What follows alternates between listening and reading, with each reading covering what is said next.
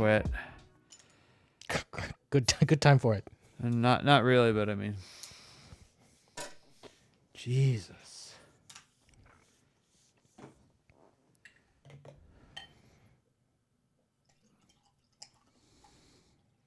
This beer is from a brunch place called what? Holly Belly in France. It's from a French brunch place. A brunch place. Okay. In France, in Paris. Uh-huh. And they had their own beer there. Uh-huh. They have their own coffee there. Uh-huh. I think they're mostly just deals they make. Well, this is like the Kirkland signature type of situation, or they brew it on-prem? They do not brew it on-prem, but it is not like they are not a giant conglomeration like that. To me.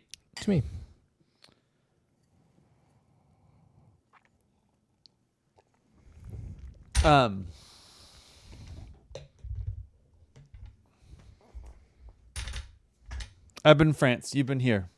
Correct. During that time, we watched it. Welcome to Derry. Season 1, episode, I want to say 5? Yep. Do you remember the name of the episode? No. It's very important. It's called Niebold Street. Niebold Street, okay. Which, of course, is where our friend It's house kind of is. Sort of, the entrance to the sewers. Yes. Obviously not the only entrance, which the inconsistencies in this episode drove me nuts. Did you watch this on the plane? I did. On your telephone? Yes. Okay. So the screen is about yay big? Yeah. Yeah, okay. I watched it on my TV. It's relative size. Mm-hmm. My phone here is about the same size as your TV at your house, Mm-hmm. being that your TV is only 77 inches large. Okay. Yeah. So next week I should just move the couch up a little bit. Yeah. And now we really got something. Move the couch up Once the couch is closer. 4 or 5 feet. Yeah. Okay, got it. I mean, we've talked many times about how far away your couch is and how your wife insists we move it all the way back to the post when we... I perpetually move it up a little bit. Just but I slowly think scoot it. Anna moves it back, and also the kids playing on it continues to move it back as well. But I do move it up, try and get it 6 inches from the sub back there. Yes, I watched it approximately, 12 hours ago on the plane. Mm-hmm. For the first time? Yes. Okay. Uh-huh. I did like the ep, but there's a ton of inconsistencies in the way that they're treating things in this show that bug me. Well, speak on it. Let's just start where the episode started off. We jumped right into where our buddy Daniel was getting his brain scrambled by Dick Halloran. Mm-hmm. And he gets rushed off by the medics. No one's really that concerned about him. He's got foam coming out of his mouth, but... Oh, you sleep that right off. Have you ever had someone with foam come out of their mouth? Not to my recollection. I feel like it's such a Hollywood medical emergency to have foam coming out of your mouth. I haven't witnessed a ton of extraordinary medical situations, though. But yeah, I don't see it. I haven't seen a bunch of foam.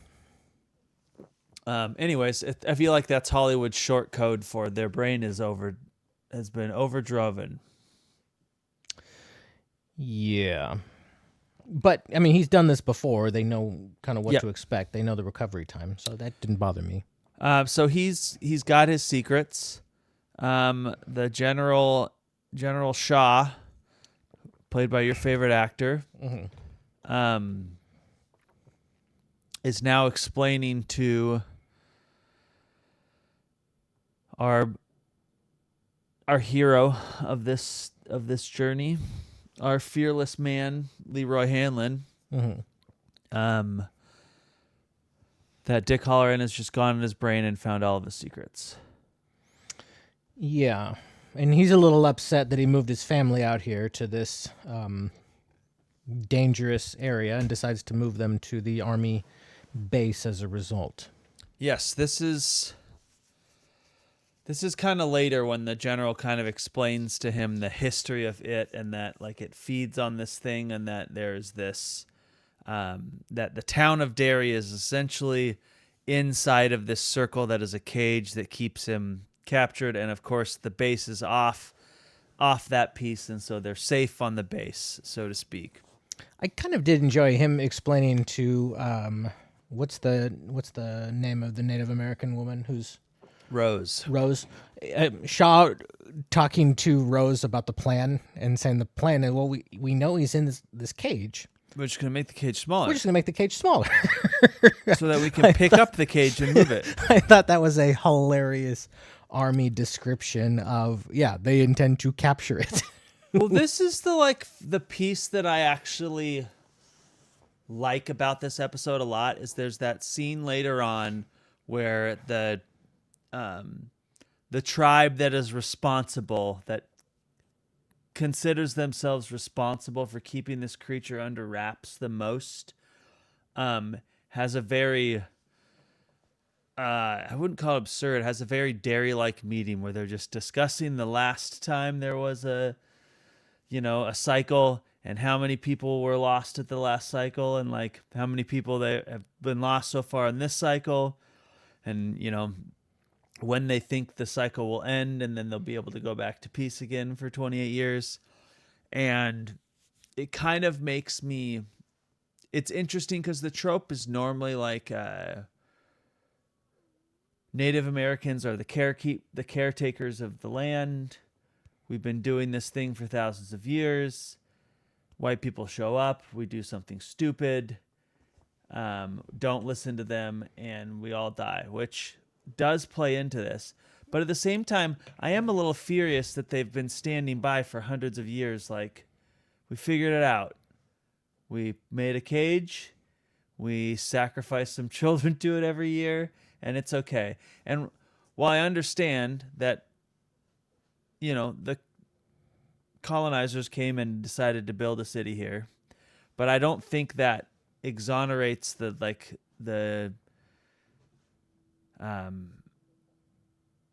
doesn't exonerate this tribe from the innocence that as kids being eaten by a monster in this small village.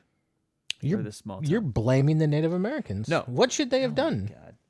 What should the Native Americans They're the only have done? ones with a weapon, first off. You're talking about the little dagger adjacent thing there. Or tusk. They're the only ones that have figured out this cage thing at all, but yet they're content that it's just we'll just leave it with the cage. We're okay. We've got it in the zoo. We feed these kids every 28 years. And Native Americans have not had a ton of success telling the white man where not to I'm not make buildings. I am not at all. What should have been the plan? I mean, that's what's kind of interesting about the government coming up with any sort of plan, or the military coming up with some sort of plan. But what it ends up being, as we know, obviously the story is, it's just up to a bunch of kids later on to kill this thing. But I guess what I'm saying is, as much of an abject failure as this operation that goes on later, I do find it, I in no way again, I'm exonerating this group of individuals who are the caretakers of this from their crimes or within this world, which are to let it continue to feed and not try and do anything about it. When you are the most knowledgeable of anyone about it, and your idea, your solution is to do the best to keep it a secret and not do anything about it, and just try and minimize the damage on a cycle. And I just think that's an interesting portrayal. I don't have a huge point to that, right? Obviously the adults in general around Derry are complicit. That's kind of the whole theme of this. But I think if you're the one people who actually know what's going on and actually have any idea of what a weapon is, to fight this thing and how to control this thing, and to just go, well, we know that they're going to go down and try trap this thing, so let's hide some of the secrets about it in general. Well, Like, I don't think the army's come up with a good idea. I don't think that they should do it. Like, no, the army's idea is bad, and we talked about it before. The idea that the army just all of a sudden has full knowledge over everything that is going on, and every episode that we have, we know more that they know more about what is exactly going. They're not.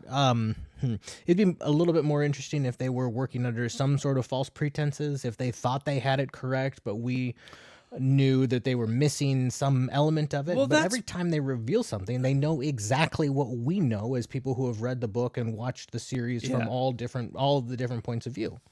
well, what is interesting is that, like, they do imply when Rose is talking to Taniel, like before he goes into the sewers with him, they make it very clear that they are withholding something from them, like this secret, and like The secret of the daggery thing. kind of, but not even that. Like, they're like, we know that, like, she says they need this thing, and he's the only one that can help you, which is all. This is just all true, but they make it. They're like, they kind of talk about how they don't understand what's really going to happen down there, which is true. But it does seem like they're leading them to slaughter, but I don't know what secret they're withholding other than maybe how powerful the knife possibly could be. My interpretation of that was they know what the dagger thing does and how powerful it is, and that's what they're not saying. They say Maybe- obviously they need it, but I think the only thing that possibly could have been the plan, and maybe we'll find out in the next episode, is that rather than try and help them capture it, they were probably sending Taniel down to go down and try and kill it, would be my guess. of him getting this super important dagger and losing Immediately it dropping immediately. into the sewer. Yeah. And then it just so happens to land right where the girl is who's been cornered by it. I thought that set of plot machinations was pretty lazy. Yeah, I thought it was like, obviously it was all designed to just deliver that and to, like, give our losers club the weapon. But could this guy have held on to it for 1 second? Did it have to be on the very first time he took Also, it, is he tried to dead? take it out of his bag? That's another long-term question I have, because most of the people down in the sewer, I assume at this point, are dead. But that's like the other thing is he knows this is the one weapon that can work against it, and he drops it, and he takes a couple seconds to look for it. He obviously is being shot at, so he doesn't want to get shot, but he knows damn well he's screwed down there if he doesn't have that one thing. Yeah. And also, how horrible is your bag that, like, running makes this heavy object plop out of the top? It just seemed very lazy to me. The other, I bumped on that, and then there was another point in the ep where they were having the sit down that you were referring to talk about what they should be doing, and it's very obviously an exposition dump. Yeah. And they try and write to it by saying, "Hey, we already know all this. No, I'm educating the youth." It seemed like a very lazy way to write the scene so that we get those specific points. And you notice they also dumped the, like, how General Hanlon, or not General Hanlon, how our general knows or remembers. He took an experimental drug. Yeah, Which was a little weird. General Francis Shaw. I kind of liked it at first. I was like, oh, at least they took it upon themselves to go, hey, we know that when you leave, you forget. Like, we get that. So here is, like, our explanation. I think it's much cooler to rely on the, like, Dick Halloran having some sort of shine and so being somewhat immune to, like, forgetting. It still doesn't explain that, like, how he convinced the government to come back here for this thing and explain this weapon.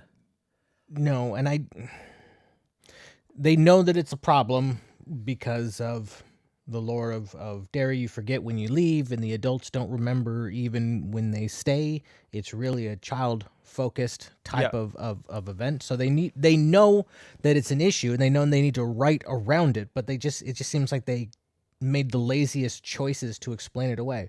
Oh, I did some government drug, and that brought it all up. Unlocked my memory, which is Sorry, the drug is now magic, or like And they there's nothing about what the drug is or why he would take it or what he was trying to achieve. It's just like, we know this is an issue.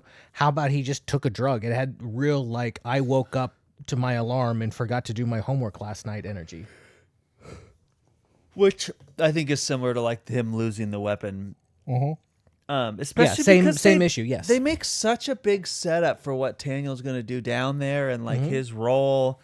I think he's an interesting character because he's supposed to be like this caretaker that this weapon is passed down on, and it's like his turn to be the like, I don't know, like the young brave who's going up against this monster, but instead he just is like there to drop the weapon and run off down the sewer. and there could have been something comical about that. I mean, you just described a comedy type of scene, but it is not written that way in any sense. Yeah. It's just, again, the mechanism to get the knife from him over to our losers club, which, again, just the laziest way possible to do it. I mean, the whole like the army piece of this, that like it got even more weak this episode. It was not explained to them very well what they were even doing down there. Like the part that kills me is that we have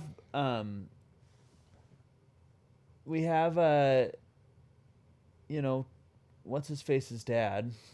We have Leroy Hanlon, who's supposed to be this character who is brought in very specifically to deal with this monster because he doesn't have fear, and yet he's not leading this party. He's not in the front. He's not right with Dick. He's not actually involved. It's just him and his other captain buddy walking through the sewers as one of the groups of two. They all split up very quickly. Like the back two of them get lost. Dick falls into the water and like disappears, and the guys go on for like what I assume is several turns before they're like, "What do you think of this, Dick?" As if they never turned around to see They that couldn't he made it hear through the their water. friends saying, "Hold on, we don't know where Dick is." Yeah. But they keep like they introduce Will. They introduce this injury that happened to him in Korea that's supposed to mean he doesn't have fear. He obviously still has fear. Like, we know that it's an interesting character when it comes to adult fears because they're much more complex, and that's more difficult than like I'm afraid of spiders. And so, you know, their thing is like his son or Dick Halloran's grandmother and grandfather that they play into. So I kind of get that, but it just like the Hanlon character just doesn't make sense to like they've tried to write this character into this idea that he's supposed to be this thing that's going to help them capture. Like, we know that this capture works off, or this monster works off of fear. You don't deal with fear, but yet he There's the bones does. of an interesting setup there, but the logical inconsistencies. Yeah. I mean, for somebody who doesn't have fear, he sure shot his partner really quickly. And I think like there is something, I actually did like that part where he was like it was a pretty obvious setup, but they're like, if you see something down here that shouldn't be down here, you know it's not real. And that's what kind of sets us up for this situation where he obviously isn't going to kill his son. I totally thought it was possible that he'd shoot his son. But that's not even like him not being afraid of something. That's just him, like, his superpower is logic, if that makes sense. Right? Like, it's not that he's not afraid. He's obviously afraid to shoot his son. Right? Like, just like he was afraid earlier to shoot his wife. He just has like the logic in his brain knowing that they're trying to like put fear into him. Yeah, I mean, here we are trying to parse the definition of fear and not really getting anywhere because, again, the show hasn't made the definition. The other part of that scene that I was sort of throwing my hands up is he shoots his partner. And what does his partner say as he's dying? He says something like, Make it worth it. Make it mean something, make it worth it. Sorry. What I think it was kind of In more what like a sense? take advantage or like I don't think it was make his death worth it. It was like it was more of a like take advantage of your chance. Like or the like continued life that you have. that was that line implied the writers had some sort of the writers thought we should feel some sort of weight losing this character when we don't really know him. We don't really have any emotional effort. We know into he's him. we know he's his friend. They've given him a couple very small scenes where they're But like we short, don't care they're about shorthand him. Hollywood scenes for like this is his best bud. This is Goose. Exactly. Except it's not. You don't get the full exposition that makes Goose the like most lovable character. We of the show. don't care about him for anything that he's done that we would have an affinity for him. Save the group. They're still in the sewer. I mean, he almost shoots his son and then he doesn't. He could have not shot his son some other way. The guy could have just grabbed the gun and that was the moved part it that up to bugged the me. Is ceiling that or something. it's such an ineffective way of stopping someone from shooting something is to just get in the way of it. It would take you longer to get in front of that barrel than to move the barrel out of the way. And it's like, again, it's just a lazy way of like showing this. And of course they want to tie it into like Dick Halloran's like release of his sixth sense where he can see dead people. Cause that's my assumption is if we can cut to the other scene that's going on during this time is Dick Halloran immediately gets submerged in this water. I don't think he's actually necessarily struggling with it at this point. I'm not really sure the point of this, but apparently he has a secret power that he's kind of locked away, which is that I think he like is in constant contact with dead people. Where was he physically at this point?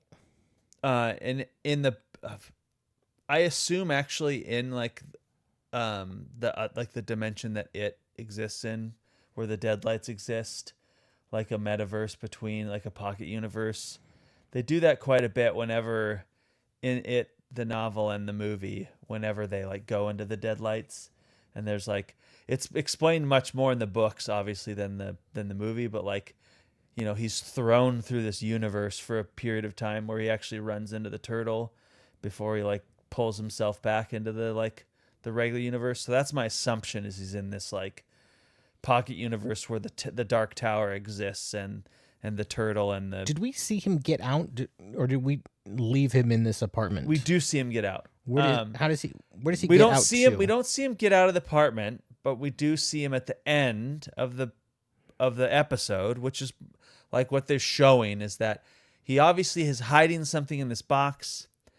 This ghost apparition version of his grandfather convinces him to open the box. Mm-hmm. And when he does, it's releasing something. And what we find out at the end, or at least they're insinuating, is that once he's out of the sewers, which he slowly wanders out of at the end, because, you know, General Shaw says, well, if anybody could do it, Dick Halloran could, you know. And he walks out at the end and sees Leroy's friend who just died. And like and then they show the box open. And so my assumption is that he's been like, his grandmother taught him how to like quiet the voices and shut out dead people. And like now that's like off the table, which ties into like The Shining, the actual movie and novel, The Shining, which is like, you know, I wasn't comparing it to the scenes in the book as much as I was comparing it to the scenes where the kids are being attacked by it and they're having all their fearful visions and they never leave where they are. Yeah. You know, the That's- girl is always in the grocery store, and then she wakes up in the grocery store. Here, he does very He much seem absolutely to not be travels. there. Yeah. Physically, he is gone because they're looking all around, splashing all around, and can't find him. I was a little bit confused by that. Sure how they want to explain it. I'm sure they'll try. But in my mind, it's either they can't see where he went because they're also being manipulated by it. They didn't seem manipulated. No. But if they both die, there was, a horror that attacked them later. Yeah, but while they're searching around, they Yeah. should have found him if he was. Yeah. My assumption is he's There. like, it's, his connection to the shine allows him, like, he got pulled into another universe. I did There. think some of the scares were very scary. I did, but what bothered me the most of all, like, of the scares and it is that because of that last scene where it stops and gets frozen in place, you get too good of a view of it. You do and the get special a effects, good long pause and they there. sit there. It sits there long enough that it loses the, like. Whenever they show a monster too much, it's like by the end of the horror movie, you're not afraid of the monster that much anymore. Like, it's much more terrifying when it's in the shadows, right? And you like only see glimpses of it, and it murders things quickly, and like, or rushes up and this scene goes black. Like, him rushing up and his teeth expanding is always terrifying. The But herky when it way sits- that he'll Yeah. run is always yeah. terrifying. The second jump scare of Hamlin's wife got me. Yep. She's been shot and now she's lying face up in the water, and then he slowly walks over and she wakes up. That got me. So I did like some of the scares, but overall I thought the writing was pretty lazy in a way that knew it was being lazy. Well, I guess what bugs like me about that is that you brought in the set piece of Neibold Street, this house, and we saw so much of the good scares that happen in the house before you even get into the sewers. And we didn't get any of that. They just immediately found the sewer. They just knocked some doors down, immediately found the sewer. And then we didn't even get to see that scary of a sewer. Like the set pieces in the two movies, in 2016, like the sewer is terrifying. They have these huge giant columns, where they're getting lost in this, museum or this mausoleum of a sewer system, where this just seemed like they were wandering in a, sci-fi channel version of like the sewers. Yeah, and the sewer is very big for everybody to find each other and lose each other. So based on plot rather than Also, any sort of geographical. the kids find the sewer. They find another way in the sewer. So the whole fight, the whole thing that Halloran goes through this to interrogate this guy to find out how to, like, where it's located which is like the easiest entrance is this well on Neibold Street. Apparently it intersects with also just a random water storm drain that's down the street as well. So like that whole thing about like needing to like go in and Neibold and like, we found out your secret.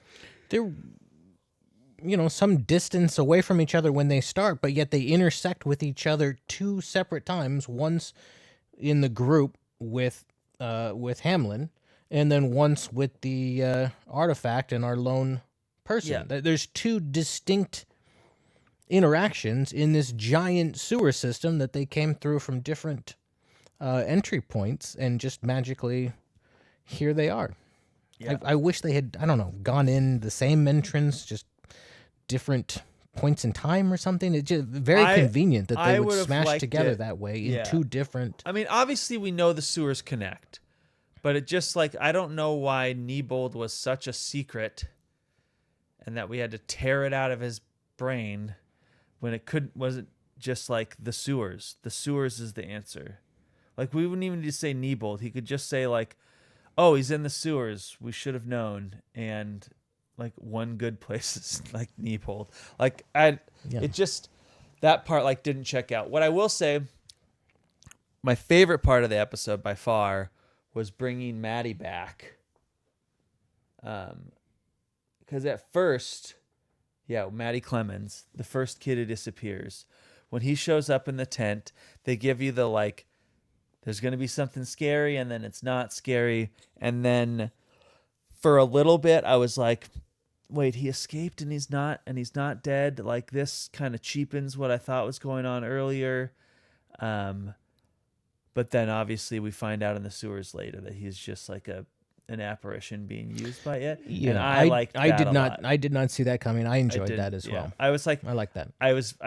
I very much thought it could be a possibility, but I was definitely just leaning towards like Maddie being like welcomed back into. And that was a good reveal scene in the sewer with the Him mouth in spinning the around. back of the head. That was pretty cool. I liked that. Yeah, that part was good, and I did love the kids taking too much drugs. I did love that the drugs did not work at all. As soon as something was scary, they all ran. I wonder. I know it's not going to be much. Like, it should be something huge that Lily got abandoned by them. Like, left in the sewers, but it's not going to be. Like, she might mention it once. Like, they just wrote off the fact that, like, they wrote this huge, giant set piece the episode before where she's going to get blamed for, like, stabbing this girl. Yeah. And they write it off, and they keep doing that. They've done it several times. Like, this,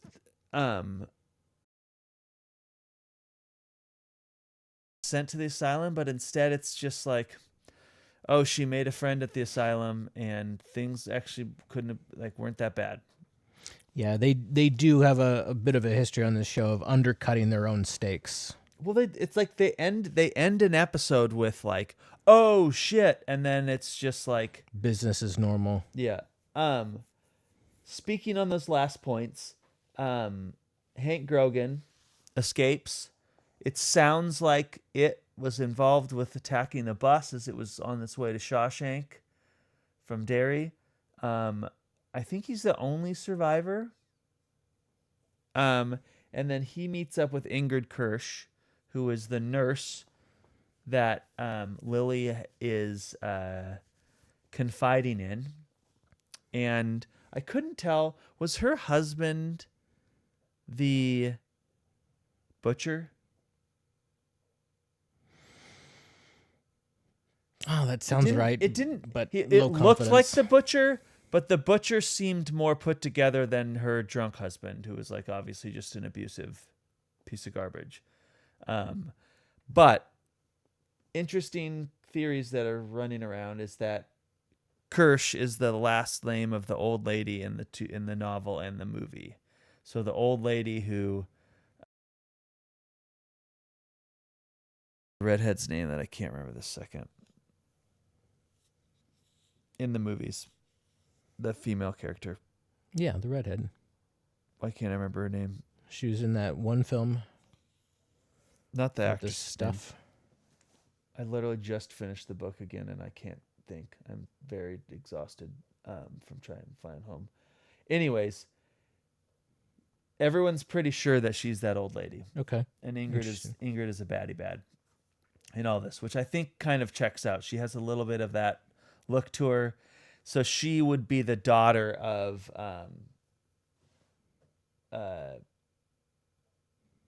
Bob Gray, which of course is the like human clown version of it. Interesting. Still enjoying the show. Very much looking forward to more. It was awesome seeing Pennywise again. I just don't think they know what they're doing. I agree.